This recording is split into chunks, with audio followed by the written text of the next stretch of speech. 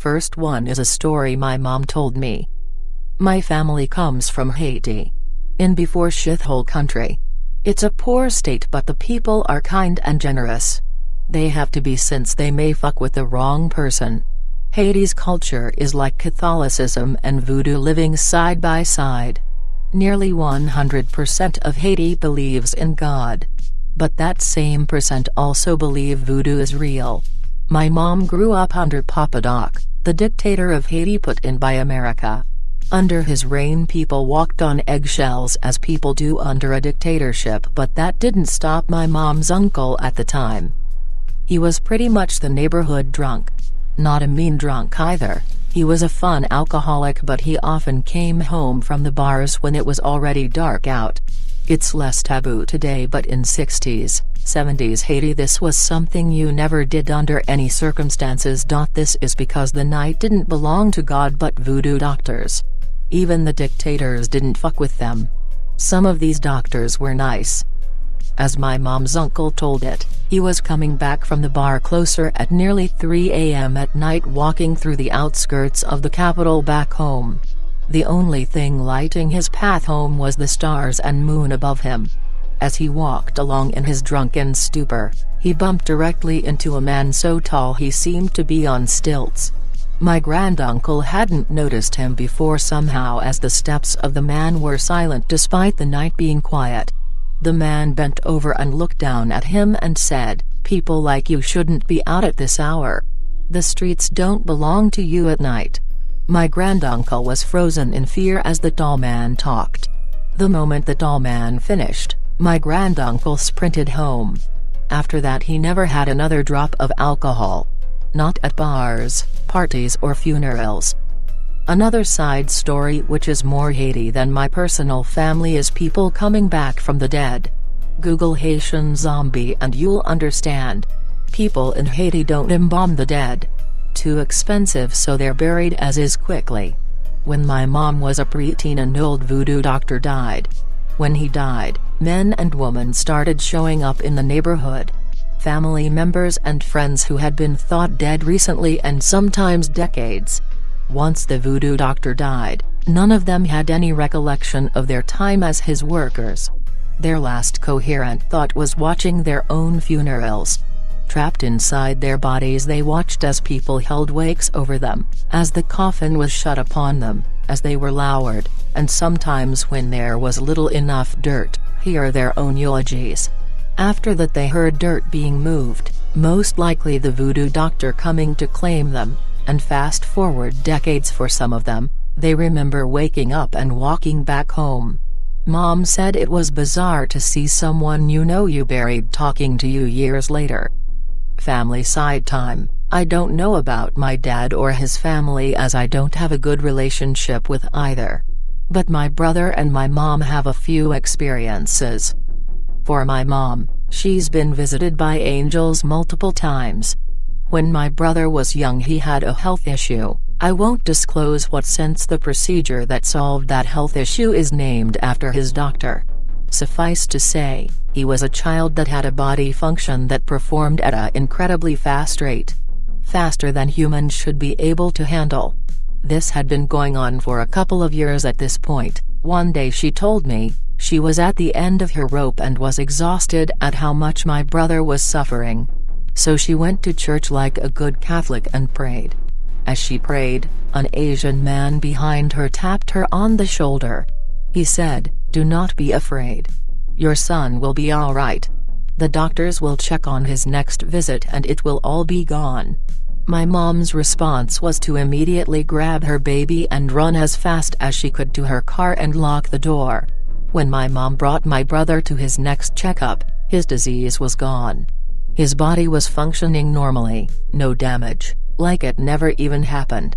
The irony now isn't lost on her that the angel spoke to her literally like an angel in the Bible does, "Do not be afraid at all." She's had other angelic experiences as well with other family members that survived severe issues. But they're longer to type out and I'll do that tomorrow if there is interest. On to my brother. Now my brother is a strong tall guy. Resilient sort of man, trains himself to do Spartan races and owns a dog so large it could down and kill a fully grown man easily. But even he has shivers recounting this story. One day as a teen, he had multiple long and vivid nightmares. The most notable one he remembered being one where he was chained. He woke up paralyzed, all he could move were his eyes. He looked into the corner of the room and saw something standing there in flowing robes. He said he knew instantly what it was upon seeing it. It was death staring at him from his closet. Not getting closer but just staring at him. As he began to move his body again, he shifted up and looking back at his closet and saw it was gone. Month later, he dove into a pool at the shallow end like a dummy and broke his wrist. When they did a full body scan to make sure nothing else was broken, they found a growth in him. It was cancer. Luckily, he's fine now. He's had other experiences, I'm sure. But I can never manage to get him to tell me them. Makes me wonder, I'm not lying when I say I've never had a paranormal experience. Closest I've had is paranormal adjacent. And as I type this I realize it sounds incredibly schizo, so please stick with me. But this is the shit I need personal help with if anyone knows anything about it. Here's some context. My mom once talked to a past life psychic once. She was in a funk since everything to her seemed blah. Like watching the same movie 100 times. The psychic told her it was because this was her last go-around for her soul. Everything felt tried and dull because she had already tried and done it all. Upon this, my mom said she started crying because deep down inside she realized it was true but couldn't understand why it was true. Issue is she didn't stop there. She started talking about me and my brother. I think my mom mentioned us to her. She said she had a younger son, me, that will one day grow powerful, and there were powerful forces pushing me to be powerful. That my older brother would help me become powerful and that was his job. This doesn't end here for me either. I went to visit a past life psychic in California in a nice hippie town in the desert. I had my past life read and these were the cards. She said I was a young soul and most of my cards were about my current life, not my past one. She said the trust and faith card serving as my foundation and the angel card near the top means I have incredibly powerful forces pushing me. That I was leaving for travel very soon. I was going to a university in another country but hadn't told her, and that I had a karmic relationship. What the nature of it was she said she didn't know. Could be one where me or the other person needed to fix something. Could be we just wanted another go-around together. She also said Egypt was an important place to me due to the card. At the time it wasn't. Now it is. I met an Egyptian guy who was one of my closest friends. He died and I had to ID his body. Shit turned me from a boy to a harder man in a night. Couldn't get the image of his still body out of my mind for years. It's only been in the time since I met my girlfriend that I don't see his body with every waking second. I've also had an experience with weed gummies and attempting to astral project as I was high.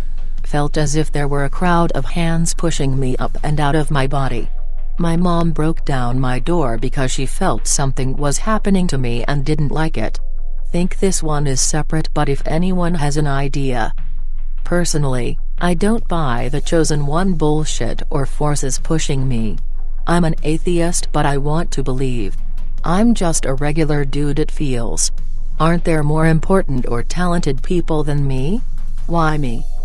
I don't know what to make of it, but I do know this, if it is true. When it comes to luck, I find things nearly always work out in my favor to the point it's made me lazy.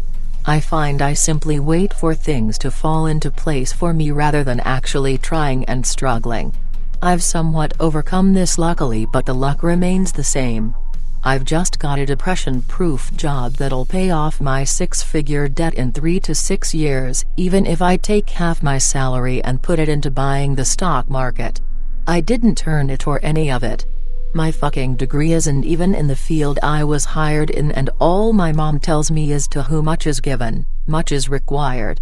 Not gonna lie, If I have to give back for all my luck, I may be fucked. What do you make of all of this nonsense? Is there something that's unique and attached to my family? Is it all a LARP?